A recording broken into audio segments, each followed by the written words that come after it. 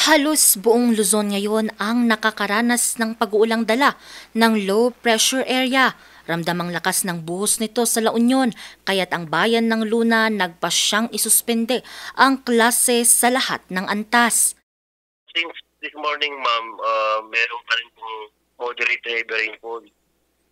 As per LGU Luna po, i-continue po na nagmo-monitor sa area of responsibilities namin. Wala na pong reported na flooded.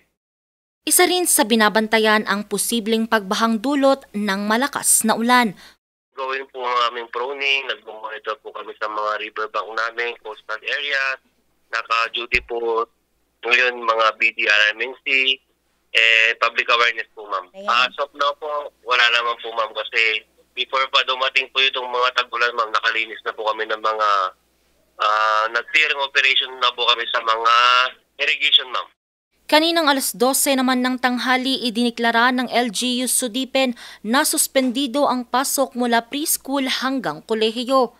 Nagdeklara na rin ng class suspension ang mayor ng Bacnotan at Bangar, La Union sa lahat ng antas sa pampubliko at pribadong mga paaralan.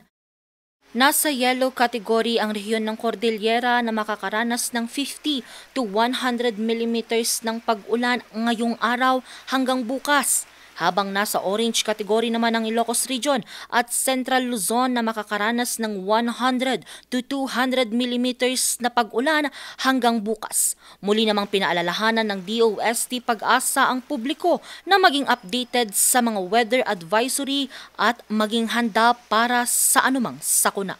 Angel Arquero, RNG News.